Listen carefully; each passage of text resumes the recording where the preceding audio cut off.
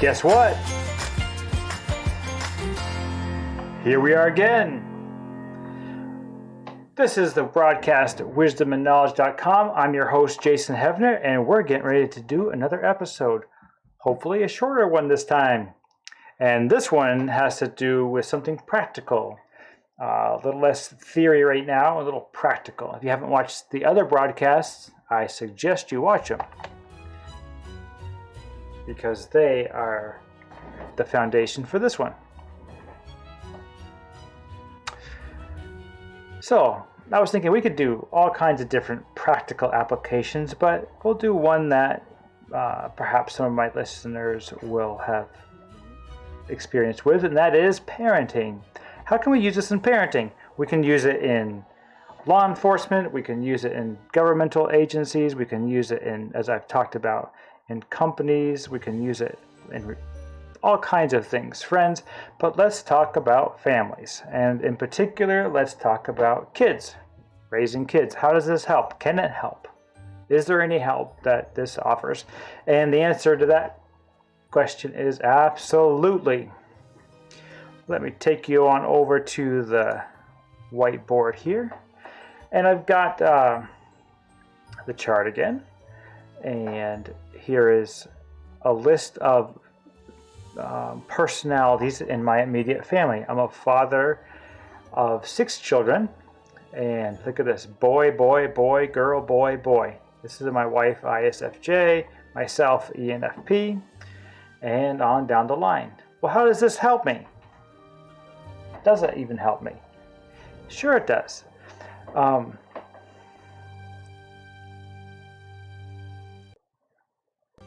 And these are in order of age. I don't want to talk about the ages. This is kind of a big broadcast, potentially, or could become big, and this is enough information. But these guys, we kind of treat them like, or they kind of seems like they're often triplets. We had adopted these 2 young men from the hospital as infants, and my wife was pregnant with this guy at the same time. And so they're older but very close in age. For 9 days they're the same age, and it's pretty cool. But let's look at this. Let's make an observation to start with. ESFP, okay, so if you want to, you can look over here and pause the video, but I'll just go through them knowing that you can pause the video. ESFP, so value dominant. INFP, value dominant. ESFJ, value dominant. ESFJ, value dominant. ENFP, value dominant. Remember, F is for feeling, but we use the word value on this broadcast. And lastly, ISTP. Look at this. ENFP, ISFJ, all the way down till we get to our youngest, little ISTP here. So, we are very good. We're, as a family, as he gets older and becomes a man, we're very hopeful that he's going to help bring some logic to the family. TI dominant logic. No, let me tell you a little bit about how I typed him. He's only 4 years old. Oh, there I go with the ages, but yeah, he's 4. And a few years ago, a couple years ago, yeah, we were potty training him. Anyways, whenever potty training him. It's been a couple years, it seems like. My wife, sorry, sweetie, I don't know. Whenever we started training him, we had him sit on the potty chair, right? Sit on the potty chair, and no wiggling. And we got him trained pretty good, but we were still cleaning him up, after he'd done his business. So I come in one time, and I'm cleaning him up, and I said, "Good job," because he had been pretty wiggly, and this time he had really sat still. I need help, So I go in, help him.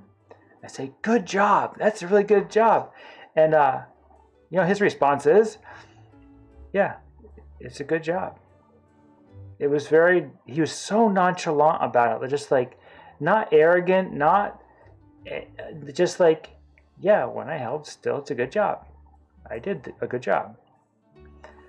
But these kids up here, from the ENFP, all these guys, they all, when I told them good job, you know what their response is? Oh, okay, so our values are aligned. They had as little babies, little children, they don't have the fear of the Lord. They don't know anything about the Lord, or they don't have a fear of anything other than their parents. Parents take care of them, bring discipline, bring food. That's their world.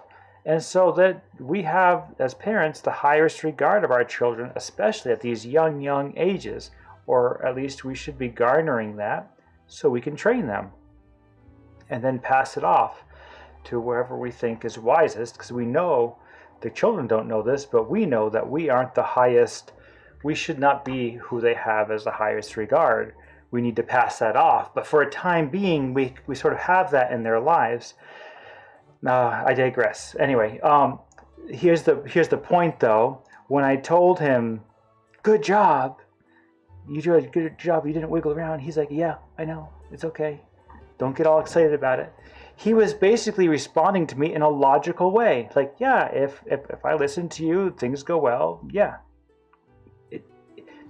So I began to observe him in that light because it really surprised me. I used to have this connection with all my other kids.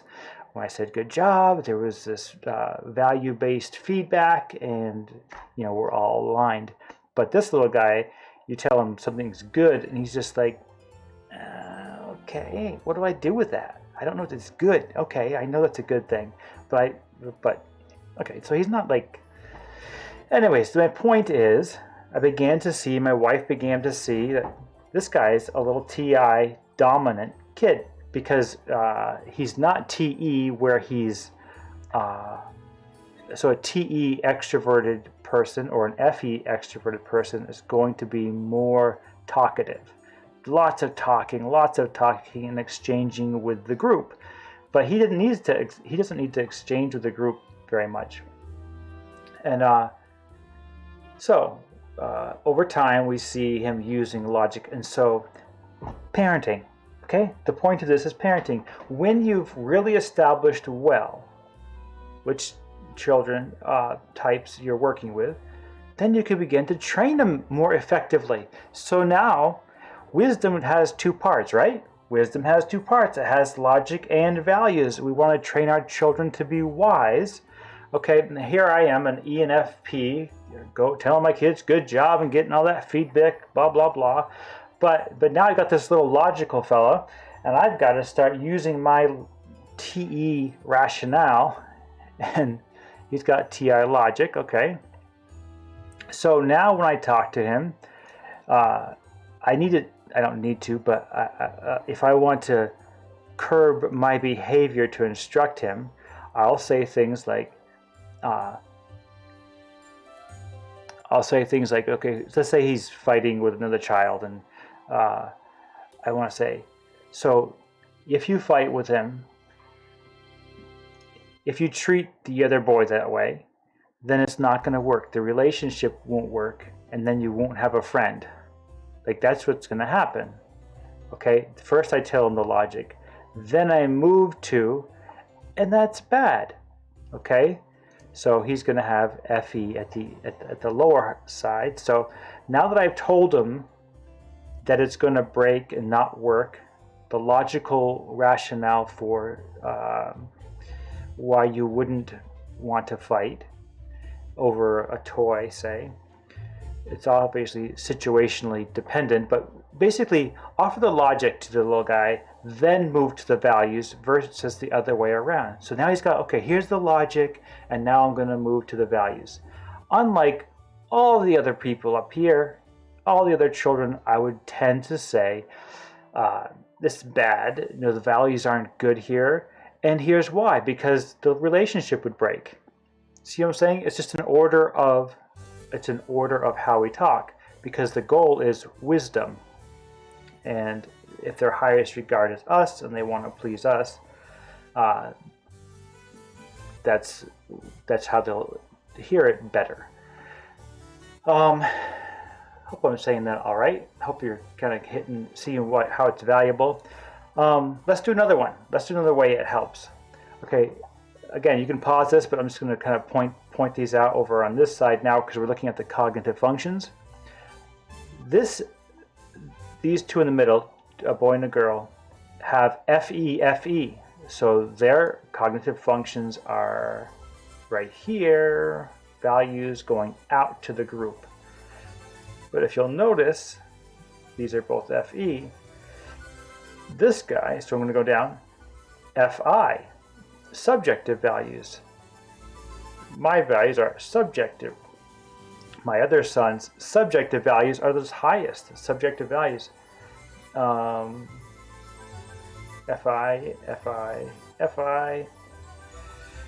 FE. Okay.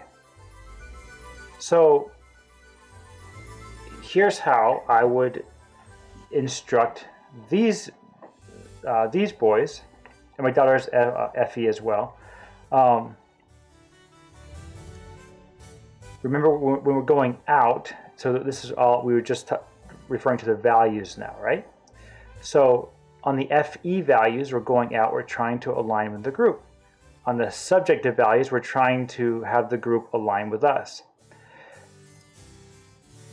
So as a Christian and having the fear of the Lord, I want to instill in them the God of the Bible's values.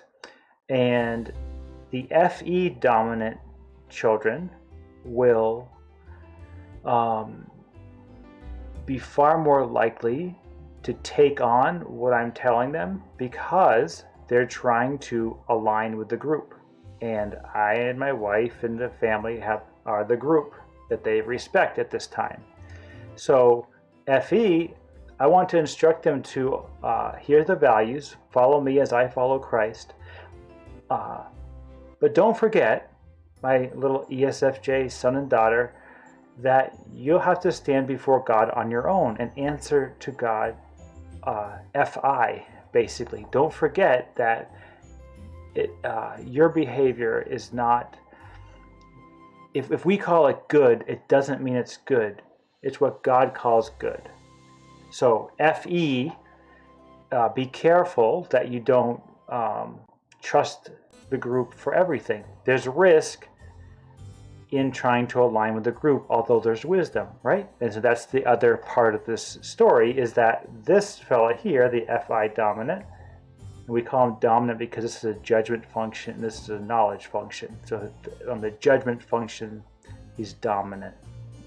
So FI dominant, we will talk to them and say the same thing, but in reverse. So they're going to want the group to align with their values. So if they're reading the Bible, or if they're whatever values that they're developing in their minds, they're going to be have a natural pull towards their own subjective values, as am I, as he is, and they're going to. So my counsel to them is that the Bible says to look to the group for wisdom, and they need to be careful that they don't have this tunnel vision, but that they look outside of their own subjective values and they look around and recognize that there are other wise men in their lives that they can talk to about life, about values, as they build their values, that there's other wise men who have gone before them that they should be learning from, basically, and aligning with as they trust the group's judgment, right? All based in whoever their highest regard is. And I hope it will be and continue to be the fear of the Lord. So can you see the difference here and how I'll spend time with them? Like if I only take my own life's experiences, right? In my own life's experiences, I have to learn to consider the values of other people to see if how their values are have been developed and if they're worth taking on for myself. It's very easy for me to stay within my own value system. So if I give the counsel to the FE dominant children, they're not going to really grow as effectively as having typed them. Now I can say more effectively, good job in the harmony of taking on values from the group, but don't forget your values are you have to stand before God on your own, at Judgment Day, from a Christian perspective. But whatever your highest regard is, that's where we're all going back to figure this out. Okay, that may be too belabored. Put some questions in the, if you want me to clarify that some more, you can put some questions in, and I can help you with it. Otherwise, maybe you got it, and that'd be cool. Let's do another one here. So let's talk about the ESFJ son and the ESFJ daughter. Son's older, daughter's younger. Both here in this slot. Both of them have FE. SINETI. So right off the bat, I can tell you that, if you knew personality really well, you could know that they're at risk. They're at risk of being taken advantage of because their values are trying to align with the group.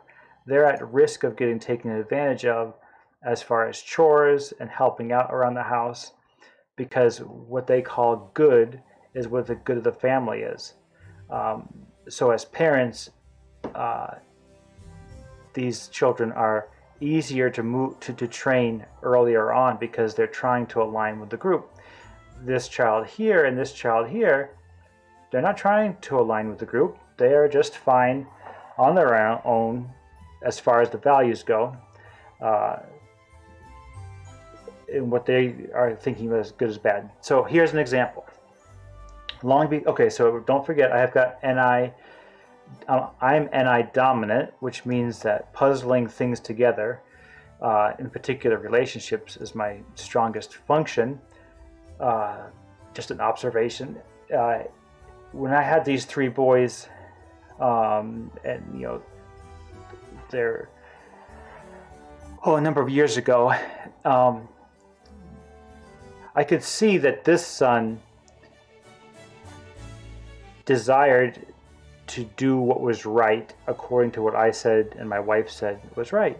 So I could see that. It was easy to see. And so when they would go to their grandparents' house or they would go to friends' houses, I would say, look, kiddos, when the three of you are off having fun, I want you to look to this boy, and if he says, I don't think this is good, then I'm telling you, don't do it. And if he thinks it is good, I'm telling you that's fine. If he's wrong, we'll talk about it when you get back. I saw time and time again, not only did he care about my values, regard them, but he wanted to adhere to them. So long before I ever knew anything about this chart, intuitively I could just see his FE dominant function. And it only turns out later, like, oh, well, that makes clear sense. Okay?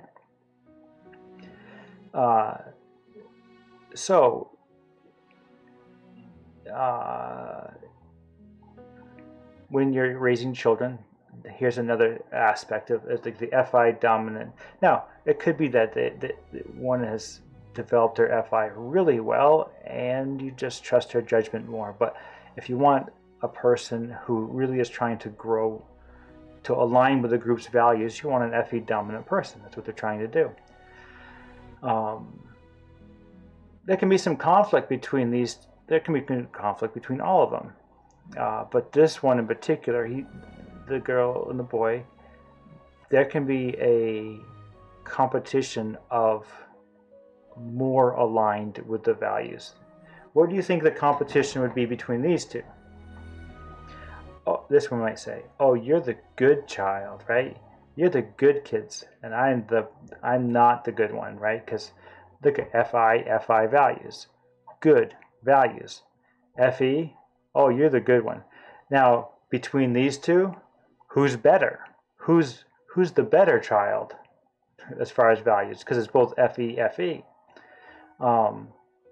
So what I do and have done is for different children, I've written out different conflict resolution papers, and they have them in their room. So if this boy and girl get in an argument, like one of the things that's recommended on the chart is give each other a space to talk, because they both can do a lot of talking, and but with FE dominant, they can kind of overtalk each other, and there's a number of other things. Let me see, are there any other things? So this guy, the INFP, and myself, we can be have a little bit difficult time communicating because we both have subjective values really high, and the intuition is really high. So it doesn't always mean it's harmonious. It actually can be a little more of a conflict. But here's the thing: knowing personality, I can go in ahead of time and not be like, why is he just like not operating right? Like, oh, he's operating just fine. I just need to talk to him the way he's designed. So no problem. Or it's just a lot easier than if I was to just muddle through it and try to figure it out. But great kid.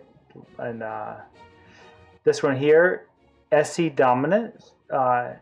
He's very hands-on and loves mowing the lawn and doing. Okay, it's part of his design preference. SE, it's a huge function for him, and the ISTP little boy and those two get along just great because he looks up to him like an older brother, but he loves them all. But they've got a really special bond, and yeah, it's all. I haven't spoken much about my wife here, so she's SI dominant FE, so she also aligning with the group, she can be at risk of being taken advantage of. So I have to be careful of that. And there's a lot of difficulties cognitively that we have had to work through, and this has been such a blessing to have. We do share the FE, FI opposites, which is really helpful because I can have my subjective values and she's desiring to want to align with things. TI logic, she can criticize my logic, and I can but she doesn't do it in such a way that's domineering, like maybe this boy will when he grows up. Or let's see, I have an INTP friend. This TI is a little lower, so it's not as like in your face. It's more of a helpful support. So that works out really well. SI, that's a difficulty sometimes because we've got subjective right here, subjective sensing. What's that saying? That my wife and I, we both want the group to take care of our five senses. Turn the music down, for instance, or that's not a biggie, but different sensory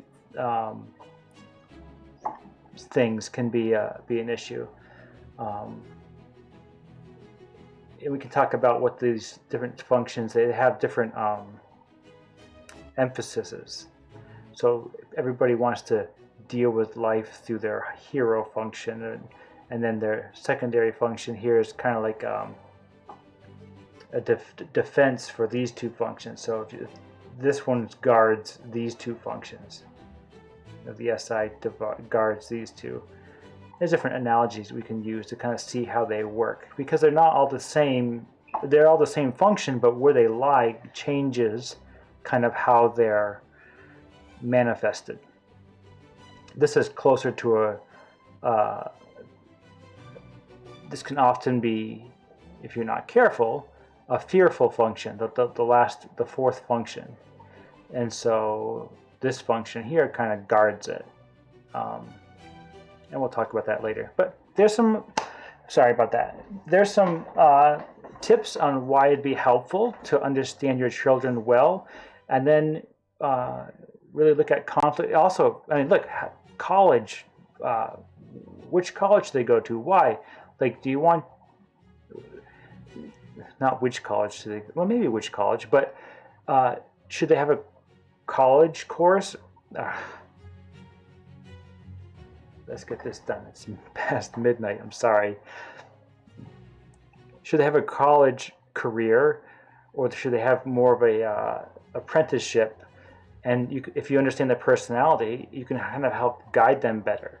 When you're training them, even from potty training on up, knowing how to talk to them, what's logical versus what's good, both needing wisdom, right?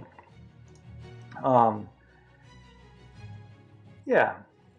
Hopefully this has shown why it could be helpful, both for conflict resolution, training your kids, and interacting with others, and even way down the road, perhaps for some of you, helping them find a marriage partner that's got a good cognitive function match. There's kind of an order of easiest to hardest as far as what takes a lot of energy and what's a low energy relationship. So lots more things to come. If you like this, please hit the like button. I would really appreciate it. I could use some likes if you do, and subscribe. That'd be great. So I think that's about where we will end it.